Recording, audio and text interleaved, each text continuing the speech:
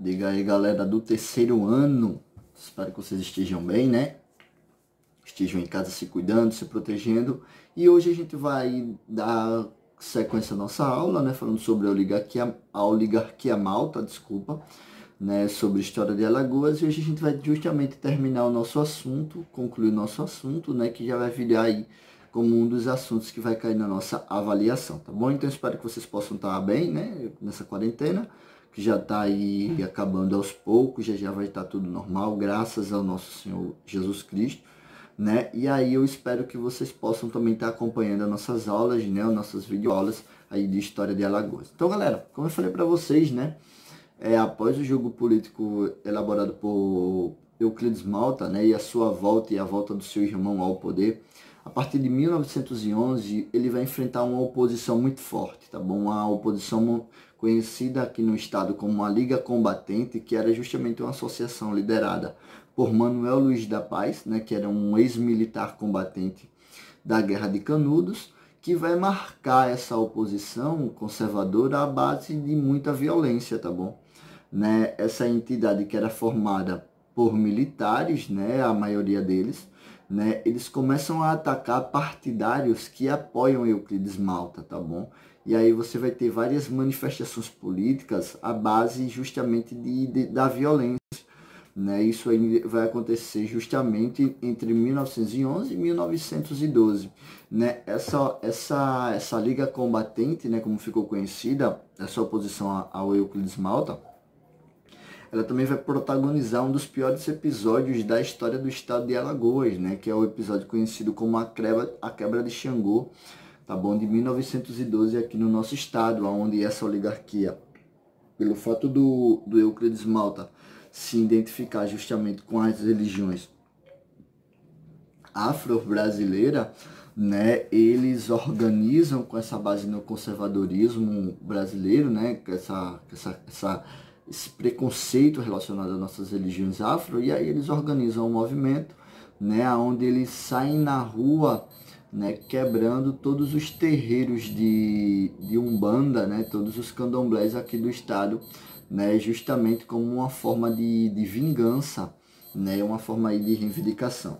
Outras entidades também e movimentos influentes no seio do povo macioense saem às ruas em 29 de janeiro, tá bom, de 1912, cercam aí o Palácio dos Martírios, obrigando justamente ao governador Euclides Malta a fugir para o seu exílio, né, justamente no Recife. Por temer aí a perca total do seu poder, tá bom, do seu poder político, o presidente Hermes de Afonseca, que era o presidente do Brasil na época, ele vai tentar fazer com que José Fernandes Lima, tá bom, que era aí, o presidente Hermes da Fonseca vai tentar com que Clodoaldo da Fonseca, né, desista aí da sua candidatura a governador do estado, até porque a gente tem o fervoroso acerto da política dos governadores, porém, né, o Clodoaldo ele estava tendo o apoio direto do Fernandes Lima, e o Fernandes Lima era o mais interessado, apesar de ser o vice nesse período aí do governo do estado,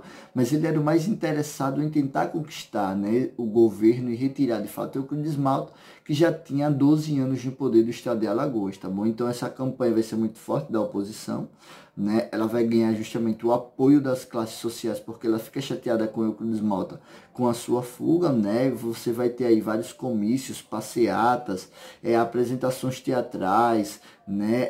Você vai ter pedradas, essas manifestações contrárias, tá bom? E aí os estudantes, os bacharéis, os operários, né, vão participar dessas manifestações agora a favor justamente do Euclides Malta, né? E aí você vai ter uma série de problemas em relação ao governo, né? O Euclides Malta já não tem uma base tão forte para se manter aí nessa questão do governo. Então, galera, Alagoas administrada pelo Euclides Malta também, como eu falei para vocês, né? Ela é um contraste geral, tá bom? Enquanto ela ganhava esse processo de revitalização, né? Um processo urbano totalmente novo, né? Você vai ter também uma população alagoana vivendo muito na pobreza, né? Então Alagoas não era aquilo, de fato, o que apresentava-se no governo de Euclides Malta, né? Você tinha uma população muito pobre, tá bom? E aí você tem esse problema, né? Essa dor de cabeça, tá bom? Então, galera, o presidente Hermes da Fonseca, né? No dia 10 de março de 1912, ele garante a volta aí do Euclides Malta para o processo eleitoral, tá bom? Ele vai sofrer muita pressão para renunciar, porém ele não vai renunciar e ele vai à campanha eleitoral e ele recebe muita vaia do povo, né? Ele não consegue aí executar o seu discurso, né? O comércio fecha as portas, né? Fazem protesto, o chefe do executivo tem medo da depredação, né?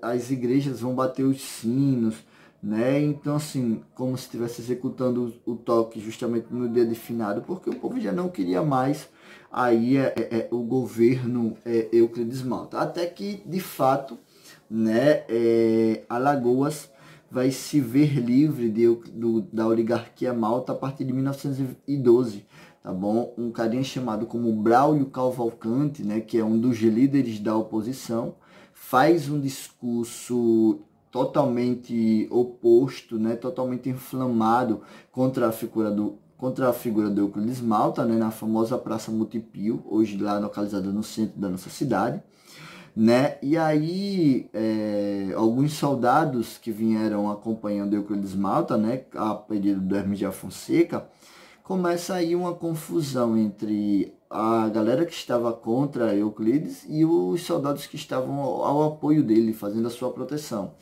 E nesse meio termo, galera, você escuta vários tiros, né? Tiros, confusão, tudo.